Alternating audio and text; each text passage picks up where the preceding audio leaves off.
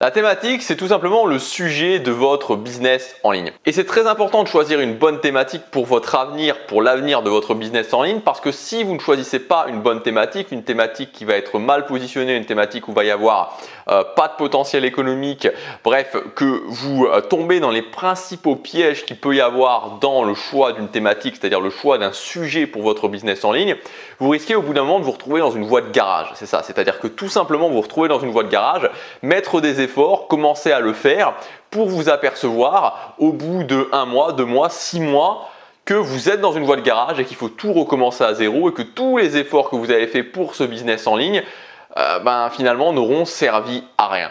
Donc c'est pour ça qu'il faut impérativement, dès le départ, choisir une thématique qui va vous permettre d'avoir un avenir en tant que personne qui va gagner sa vie avec son contenu. C'est ce que je vais vous expliquer dans cette vidéo. Avant de démarrer, je voudrais vous dire que vous pouvez vous inscrire si vous le souhaitez à ma lettre privée, ça s'appelle Tribu. Et dans cette lettre privée, je vous enseigne exactement toute la philosophie de cette chaîne, c'est-à-dire vivre de son business en ligne, créer une petite audience de fans, avoir un business qui va être durable, un business qui va être sécuritaire. Donc comment créer son audience de fans, comment devenir unique, c'est-à-dire sortir de la masse, comment mettre en place un business model extrêmement simple et comment avoir des résultats, c'est-à-dire générer un revenu dans les 90 premiers jours, un revenu récurrent dans les 90 premiers jours. C'est le premier lien dans la description pour vous inscrire. Vous vous inscrivez, il y a un mail quotidien et si à un moment donné vous en avez marre, si vous testez et vous jugez que ça ne vous apporte pas assez de valeur, vous pouvez vous désinscrire quand vous le souhaitez. Dans chaque mail, il y a un lien en bas de page pour pouvoir, en bas du mail pour pouvoir se désinscrire. Alors maintenant, on va se concentrer sur le sujet de cette vidéo, la thématique. Alors comment choisir une thématique? La base du choix d'une thématique est assez simple. En fait, c'est vraiment relativement simple. Moi, j'applique ce que j'appelle la méthode de la croix. C'est-à-dire que vous devez faire une croix entre 2 lignes et l'intersection entre ces 2 lignes va vous permettre de choisir la thématique. Donc la première ligne, ça va être tout simplement là où vous avez un intérêt. La deuxième ligne, c'est là où il y a un potentiel économique. L'intersection entre l'intérêt et le potentiel économique va vous permettre de choisir une thématique. Donc pour votre intérêt, ça je ne vais pas pouvoir vraiment vous aider parce que ça dépend de vous, ça dépend où est-ce que vous avez un intérêt.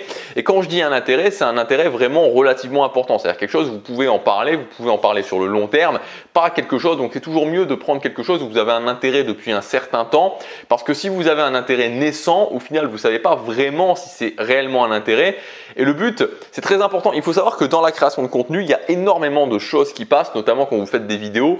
Vous savez, en tant qu'être humain, on est très bon à voir justement si les autres en parlent avec plaisir de quelque chose, voir si les autres sont authentiques.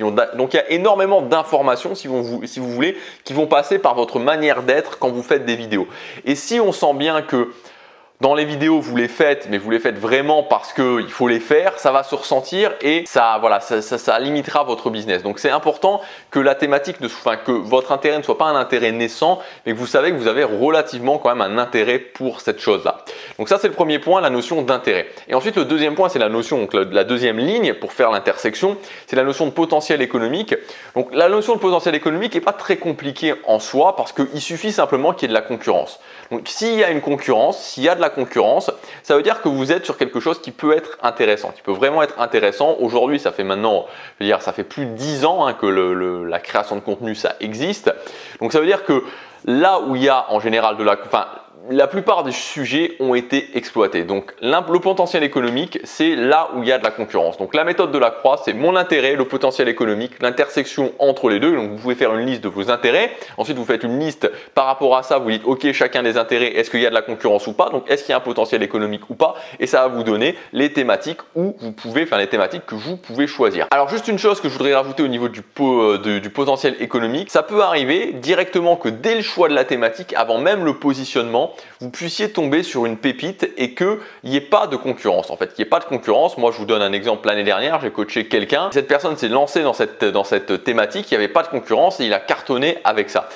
Mais il faut y faire attention parce que quand il n'y a pas de concurrence, dans 90% des cas, ça veut dire que justement il n'y a pas de potentiel économique. Donc soyez très prudent avec ça. Ce qui peut vous donner une indication, c'est s'il y a de la concurrence sur le marché américain. En l'occurrence, la personne dont je parle, donc la thématique qu'il a utilisée, il n'y avait pas de concurrence dans le monde francophone, mais par contre il y avait de la concurrence sur le marché américain. Donc ça veut dire que si vous avez vraiment une idée, vous dites ok, ça pourrait être une bonne idée, mais il n'y a pas de concurrence sur le marché francophone, allez voir du côté du marché américain, donc américain anglophone.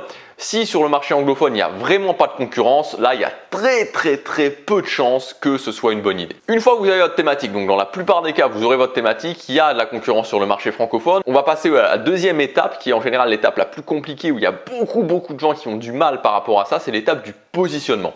Donc le positionnement, qu'est-ce que c'est? Le positionnement, ça va vous permettre de ne pas être noyé dans la masse et en même temps d'intéresser les gens. Donc ne pas être trop généraliste, parce que si vous êtes trop généraliste, si vous avez attaqué une énorme thématique où certes il y a un potentiel économique mais que c'est trop vaste, comment gagner sa vie sur internet, comment avoir plus confiance en soi, comment renforcer son mindset, comment créer la vie qu'on veut, toutes ces choses-là, oui, il y a un potentiel économique mais c'est beaucoup trop large et vous allez vous faire noyer dans la masse des gens qui sont déjà bien installés.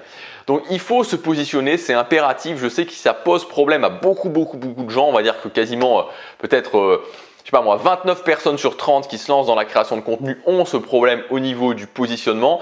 Il vaut mieux passer du temps, donc je vais vous expliquer comment faire. Il vaut mieux vraiment passer du temps, quitte à prendre 1 ou 2 semaines sur le positionnement, être bien positionné, plutôt que de se lancer dans quelque chose où vous êtes mal positionné et au final vous n'allez pas y arriver. Moi je vous donne un exemple du positionnement que j'ai utilisé donc sur ma chaîne précédente, sur la chaîne Gabriel Clément, qui est une chaîne qui aujourd'hui est plus large, qui parle de créer sa vie sur mesure. Au départ je me suis positionné sur les habitudes, mettre en place et tenir des bonnes habitudes. Et c'est là-dessus que je me suis positionné. Si j'étais parti dès le démarrage sur créer sa vie sur mesure, je n'aurais pas réussi. Et j'en viens à un point qui est aussi essentiel sur le positionnement. Faites très attention qu'il y ait une différence entre se lancer sur YouTube et avoir déjà réussi sur YouTube. C'est la même différence que quand un artiste va se lancer et qui va devoir faire la première chanson, le premier hit qui va lui permettre de se lancer, et ensuite quand il est déjà lancé, qui va devoir sortir d'autres chansons. C'est-à-dire que quand vous devez créer votre première chanson qui va vraiment être la chanson qui va vous permettre de vous lancer, ça doit vraiment être de l'atomique, ça va vraiment être quelque chose de très bon qui va permettre de créer votre fanbase, qui va vous faire sortir du lot. Donc quelque chose de très puissant. Une fois que vous avez déjà votre fanbase, la deuxième, la troisième, la quatrième, la cinquième chanson que vous allez sortir peuvent se permettre d'être un petit peu moins bien parce que vous aurez déjà une base de fans. Et donc cette analogie, elle est valable dans la création de contenu, c'est-à-dire dans la création de contenu, quand vous démarrez, il faut vraiment être extrêmement précis, extrêmement positionné.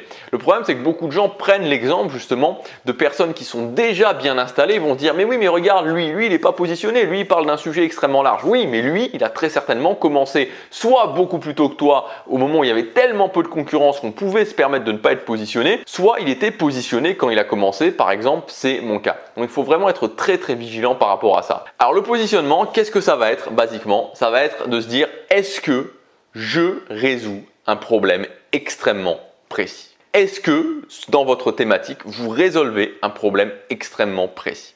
Si c'est le cas, vous êtes bien positionné. Si ce n'est pas le cas, vous n'êtes pas bien positionné. Par exemple, sur cette chaîne, je ne suis pas parti sur quelque chose d'extrêmement large. Je n'ai pas dit comment gagner sa vie sur Internet. Je suis très positionné dans le fait que j'explique aux gens comment gagner leur vie sur Internet en créant du contenu. Et dans cette thématique de créer du contenu, je vous explique non pas comment faire de la publicité Facebook, non pas comment créer un tunnel de vente et voilà, faire rentrer plein de gens. Non, je vous explique comment avoir un business model extrêmement simple, créer une petite tribu de fans, créer une petite audience de fans et donc gagner sa vie sur Internet avec une petite audience de fans, avec peu de vues, exploiter chaque vue, sortir des produits régulièrement. Voilà, c'est globalement tout ce que je vous explique sur cette chaîne. Donc c'est extrêmement positionné par rapport à si je vous avais simplement dit comment gagner sa vie avec votre business en ligne.